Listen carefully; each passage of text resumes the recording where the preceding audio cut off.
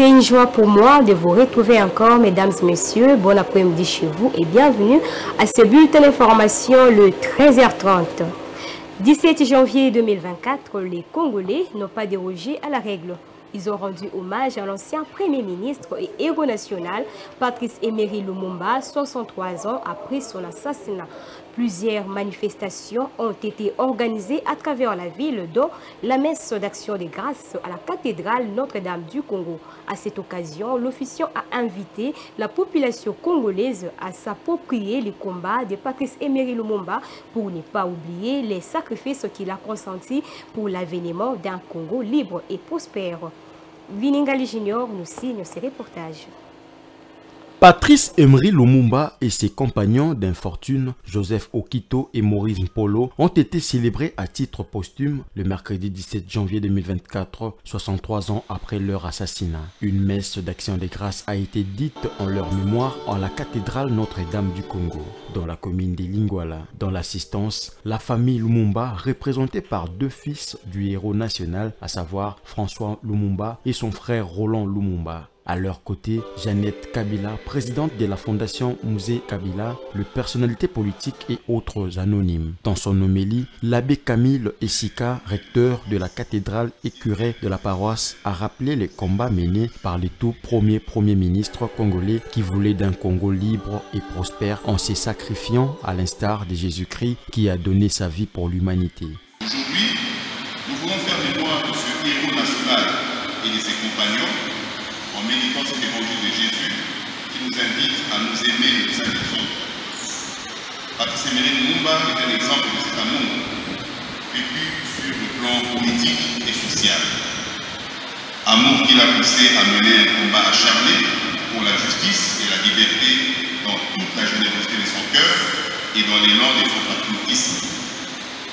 Il s'est engagé dans ce combat non pas pour gagner quelque chose pour lui-même, mais pour mettre sa force, si faible soit-elle, au service de la nation et du bien commun. Pour Roland Lumumba, fils biologique et cadet de Patrice Emery Lumumba, la jeunesse doit s'approprier de la lutte de Lumumba qui doit constituer un repère pour elle. Les gens vont se rappeler du sacrifice que Lumumba et ses compagnons ont fait pour ce pays, que ça leur soit comme un repère. Et il faut que la jeunesse s'approprie. C'est une partie de leur histoire. Notre histoire, c'est une histoire commune. Lumumba ne s'est pas sacrifié pour sa famille, pour sa tribu. Il s'est sacrifié pour le Congo. Donc, essayons de nous approprier cette histoire. Quant à Michel Kitoko, président de la fondation Patrice Emery Lumumba, il pense que si les dirigeants actuels du pays suivent les paroles de Patrice Emery Lumumba, les choses vont changer. Les paroles de Patrice Emery Lumumba sont tellement importantes et consciencieuses qu'aujourd'hui, les acteurs politiques, s'ils suivaient encore davantage cette politique de Patrice Emery Lumumba, les choses pouvaient se répartir sur la bonne voie. Après cette messe, la famille Lumumba et leurs invités se sont rendus à son mausolée où est gardée la dent du héros national. À ces mausolées, situés à la place Échangeur, dans la commune de Limete, une cérémonie d'hommage a eu lieu avec dépôt des dossiers gerbes de fleurs en présence de l'actuel Premier ministre Jean-Michel Samalou Kondé. En politique, après la publication des résultats par la Commission électorale nationale indépendante faisant connaître plus de 450 députés nationaux, l'Assemblée nationale ouvre sa session extraordinaire d'installation du bureau d'âge le 29 janvier courant. D'après les premières descriptions et analyses issues des résultats provisoires publiés par la Commission électorale nationale indépendante, c'est Christophe Mbosso qui sera le président du bureau d'âge. Suivez.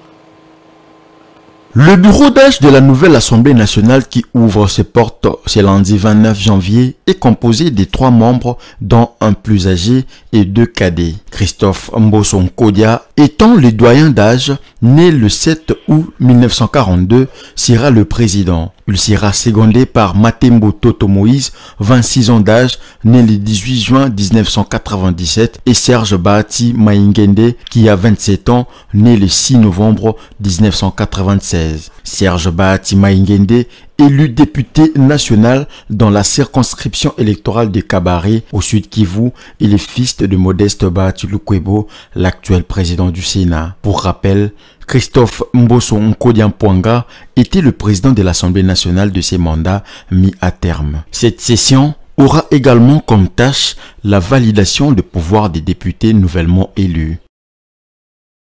Indiscrétion, allais-je dire, restons toujours en politique, les candidats aux législatives nationales ont 8 jours pour présenter leurs recours à la Constitution, à la Cour constitutionnelle.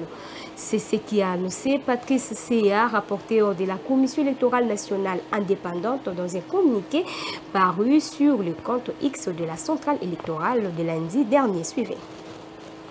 Après l'étape de la publication des résultats provisoires des élections législatives nationales qui s'est déroulée le week-end dernier, s'ouvre désormais l'étape des contentieux devant la Cour constitutionnelle. Dans un communiqué publié sur son compte X, la CENI a annoncé que, conformément aux articles 73 et 74 de la loi électorale en vigueur, les recours en contestation des résultats provisoires ainsi publiés sont à déposer auprès de la Cour constitutionnelle dans un délai de 8 jours après l'annonce par la Commission électorale nationale indépendante. Les délais d'examen du contentieux des élections législatives nationales est de 2 mois à compter de la date de saisine de la Cour constitutionnelle. Après cette étape suivra le traitement des contentieux de résultats des élections des députés nationaux par la Cour constitutionnelle, soit du 22 janvier au 22 mars 2024, et enfin le 23 mars interviendra la publication des résultats définitifs des élections des députés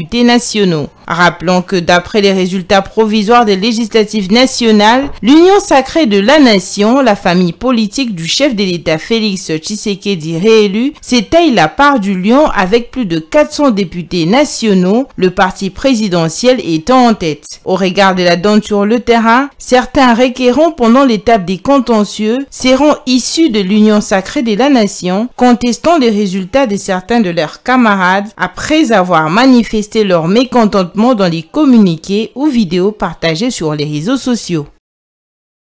Terminons avec l'insécurité à Kwamutu, 10 jours après l'incursion des miliciens Mobondo dans le village Mboussi et Massambio dans le Maïndombe, où les écoles, hôpitaux, les maisons et les églises ont été détruites. Les habitants ont fui leur village pour Mbakata dans la province du Kwilu. Ces déplacés vivent dans des conditions très difficiles, passant de nuit à la Belle Étoile. Ils attendent jusque-là l'intervention des autorités. Commentaires. De sources locales révèlent que les miliciens Mobondo ont tout détruit, y compris les champs, les écoles, les maisons et les églises. Sur place, aucune présence policière ni d'éléments de forces armées de la République démocratique du Congo n'est observée, déplore un député national élu de Bagata, Gary Sakata. Le LU alerte sur les conditions humanitaires précaires dans lesquelles vivent les déplacés de Mboussi et Menkwo, accueillis au village Fambondo et Fasila dans le territoire de Bagata, dans la province d'Ikwilu. Toute la population de Mboussi se trouve dans le village d'en face à Bagata, à Fambondo. Ses habitants ainsi que les enfants et même des bébés dorment à la pleine lune. Ils entrent dans certaines églises, puisqu'ils sont très nombreux, la vie devient intenable. Il faudrait nécessairement que le gouvernement puisse intervenir. À Fasila également, toute la population de Menkwo, prise de panique, parce que le milicien s'y était annoncé, elle est arrivée à Fasila qui se trouve également dans le territoire de Bagata. Tout ce monde se trouve être dans la même situation que ceux qui sont à Fambondo, dormant par terre, passant leur temps sous les arbres. Après l'incursion de miliciens à Mobondo dans les villages de Mboussier il y a 10 jours, au moins 4 décès ont été rapportés, avec 2 blessés et 2 personnes disparues à la suite des violences. Plusieurs autres habitants ont fui en nageant à travers la rivière Kwango pour se rendre à Bagata. Le regain d'insécurité s'est fait sentir à Kwamut la dernière semaine de l'année 2023. Plusieurs morts ont été rapportés de sources non précisées après la reprise des affrontements entre l'armée et les miliciens Mobondo entre Betani et Tikangai, puis entre Longue Histoire et Mampanda, rendant impossible le trafic sur la nationale numéro 17. C'était le 13h30, mesdames et messieurs. Merci de nous avoir suivis et bonne continuité des programmes sur votre chaîne Mandiko Télévision.